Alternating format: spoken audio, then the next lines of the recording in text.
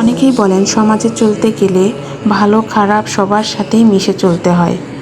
তো তারা এমনভাবে মেশেন যে কি আর বলবো। যাই হোক, আমি সূরা বাকারার 92 এবং 93 আয়াতে পড়েছি। সূরা বাকারার 92 আয়াতে মহান রব্বুল আলামিন বলেছেন, এবং হে বনী ইসরাইলগণ, মুসা তোমাদের কাছে স্পষ্ট প্রমাণ সহ এসেছিল। পরে তার অনুপস্থিতিতে সীমালঙ্ঘনকারী হয়ে গোবৎসকে উপাস্য রূপে গ্রহণ করেছিলে। এই আয়াতটির সারমর্ম এই: হজরত মুসা আলাইহিস সালাম যখন তুর পর্বতে গিয়ে তাওরাত কিতাব লাভ করেন, এ সুযোগে তার উম্মতের একটি পথভ্রষ্ট দল মনে মনে ভাবল, এখন তো নিকটে নবী নেই, সুতরাং আমরা বাছুর পূজা করব।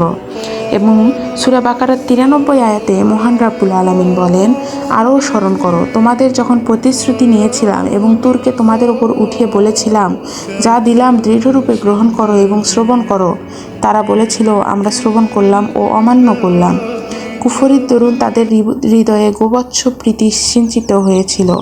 বলো, যদি তোমরা বিশ্বাসী হও, তবে তোমাদের বিশ্বাস যার নির্দেশ দেয় উহা কত নিকৃষ্ট। এই আয়াতটির সারমর্ম এই যে, ভূমধ্য সাগরে পাড়ি দেওয়ার পর বনী ইসরাইলরা একটি কুফরি বাক্য উচ্চারণ করে। পরে মুসা আলাইহিস সালাম এর নির্দেশে দিয়েও তওবা করে নেয়, কিন্তু উচ্চ স্তরের তওবার অভাবে তাদের অন্তরে কুফরের কালিমা থেকেই যায়। পরে সেইটা বেড়ে গিয়ে গোবৎস পূজার কারণ হয়ে দাঁড়ায়।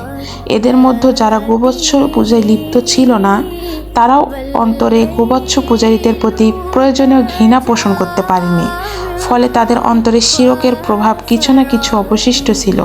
মোট কথা, তওবার দুর্বলতা ও শিরকের প্রতি প্রয়োজনীয় ঘৃণার অভাব এতদ ভয়ে প্রতিক্রিয়ার তাদের অন্তরের ধর্মের প্রতি শৈথিল্যে দানা বেঁধে উঠেছিল। এ কারণে অঙ্গীকার নেওয়ার জন্য তুর পাহাড় তাদের মাথার উপর ঝুলিয়ে রাখার প্রয়োজন দেখা দেয়। আমি বলবো, মহান রব্বুল আলামিন স্পষ্টভাবেই বলে দিয়েছেন, যদি তোমরা তওবা করো তাহলে তওবার মতো তওবা করো, যেন সেখানে আর ফিরে না যাও।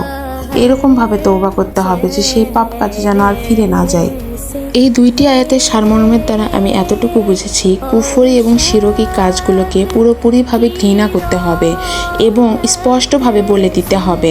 যারা কুফরি এবং শিরকি কাজ করে তাদেরকে বুঝাইতে হবে, যদি না বোঝে তাহলে তাদের থেকে সরে আসতে হবে। এমনভাবে সরে আসতে হবে যেন তাদের এই কাজের কোনো প্রকার কোনো ছায়াও আমাদের ওপর না পড়ে। কেননা মহান রব্বুল আলামিন এই আয়াত দ্বারা এমনভাবে বুঝিয়েছেন যে যারা গোবৎসকে পূজা করেনি তাদের মনের ভিতরে কিঞ্চিত পরিমাণ শিরকি আছে। শিরক এত বড় একটা পাপ যা মহান রব্বুল আলামিন কখনো ক্ষমা করবেন না। কিন্তু এমন লোক ব্যতীত যারা ভবিষ্যতে গিয়ে আল্লাহর কাছে তওবার মতো তওবা করে এই কাজগুলো থেকে ফিরে আসে, মহান রব্বুল আলামিন পরম দয়ালু এবং ক্ষমাশীল। এই শেষ জামানার যুগে এসে আমরা বলি, আমরা তো কুফরি করছি না, শিরক করছি না, আমাদের সাথে যারা মিশে তারা করে, আমরা তো করি না। কিন্তু আমরা তো তাদেরকে সমর্থনও করছি না বা বাধাও দিচ্ছি না। এতে কি আমাদের মনের ভিতরেও কিঞ্চিত পরিমাণ হলেও শিরকি বা কুফরি রয়ে গেছে, তাই আমরা তাকে কিছু বলতে পারি না। আল্লাহ সবাইকে সঠিক বোঝার তৌফিক দান করুক, সবাইকে মাফ করুক। সবাই বলি আমিন। আসসালামু আলাইকুম।